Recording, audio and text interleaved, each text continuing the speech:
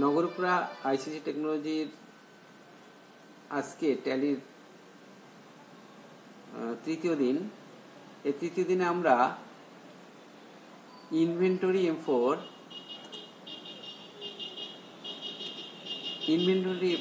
আলোচনা করে বলেছিলাম। আমরা ইনভেন্টরি এম4 কী করে পেলাম?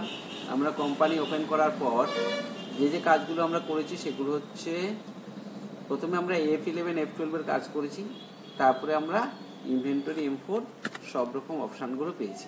এখানে দেখো প্রথমে যে অপশানটা রয়েছে সেটা হচ্ছে গোডাউন্স, তারপর ইউনিট অফ মেজার, তারপর stock category, stock group, stock item. এইভাবে আমাদের পরপর এগুলো বানিয়ে যেতে হবে। গোডাউন্স কেন বানাবো? গোডাউন্স বানাবো এই জন্যই,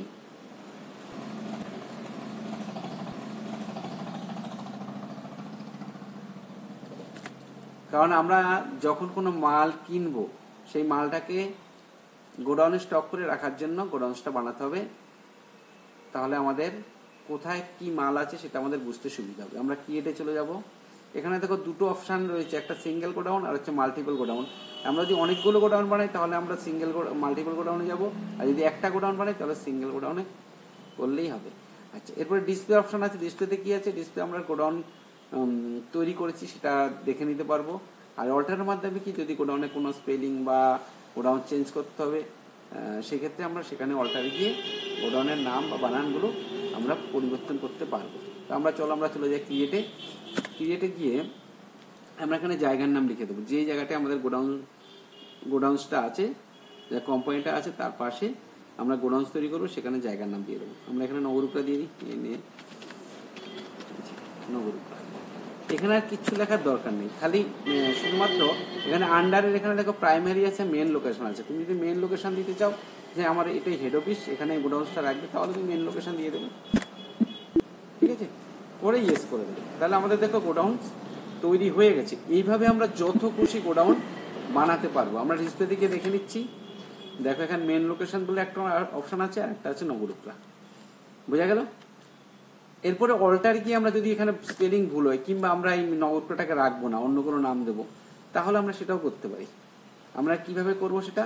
নগরকুড়াতে আসবো, এসে আমরা নগরকুড়াটাকে মনে করবো হাবড়া ধরবো, এই যে বিআরে হাবড়া লিখে দিলাম।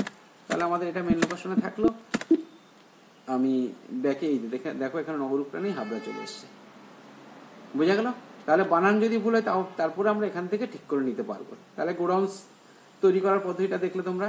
এরপর আমরা চলে যাব unit of measure. Unit of measure বলতে কি বোঝাচ্ছে? পরিমাপের একক। যে সমস্ত জিনিসের ব্যবসা আমরা করব, দ্রব্যের ব্যবসা করব, সেগুলো আমরা কিভাবে বিক্রি করব? কেজিতে, প্যাকেটে, লিটার, বক্স, পিচে, এগুলো হচ্ছে ইউনিট অফ মেজার। তো ইউনিট অফ মেজার আমরা কিভাবে বানাবো? আমরা ইউনিট অফ মেজারের অপশানে গিয়ে দেখো ক্রিয়েট অপশান আছে, আর ডিসপ্লে, অল্টার আর কোয়াইট, এই চারটে অপশান আছে। তার মধ্যে দুটো ইনঅ্যাক্টিভ হয়ে আছে, সেগুলো আমরা একটা তৈরি করলে অ্যাক্টিভ হয়ে যাবে। আমরা ক্রিয়েটিভে যাবো। প্রথমে গিয়ে দেখো সিম্বল এখানে দেখো, ধরো আমরা কেজিতে মালটা বিক্রি করবো, তাহলে আমরা লিখবো এখানে কেজি, শুধু কেজি লিখবো। এখানে যে সিম্বলটা আছে সেখানে কেজি লিখবো, আর ফর্মাল নেমে লিখবো হচ্ছে কিলোগ্রাম লিখে আমরা এন্টার চেপে সেভ করে দেবো। হয়ে গেল। এবার সিম্বল আবার এইভাবে আমরা পরপর বানিয়ে যাব। তো আমি আরেকটা বানাচ্ছি, দেখাচ্ছি তোমাদেরকে। প্যাকেট বানাবো, পিকেটি, প্যাকেটের সিম্বলটা দিলাম এটা, আর প্যাকেট হচ্ছে PACKET, এটা হচ্ছে প্যাকেট। তাহলে এইভাবে আমরা পরপর ইউনিট অফ মেজার বানিয়ে যাবো। আমি দুটো বানালাম, দেখিয়ে দিচ্ছি তোমাদেরকে। দেখো দুটো বানিয়েছি, এটা দেখাচ্ছি। কেজি আর প্যাকেট বানানো হয়ে গেছে। তো এইভাবে আমরা ইউনিট অফ মেজার বানাবো। যদি লিটার হয় লিটার, যদি কোনো ছোট দেখা গেলো 20 গ্রাম আর 10 গ্রাম এগুলো হলে সেগুলোরও এইভাবেই আমাদেরকে বানাতে হবে। কিংবা 200 গ্রামের প্যাকেট হচ্ছে 200 গ্রামের প্যাকেটও বানাতে পারি আমরা।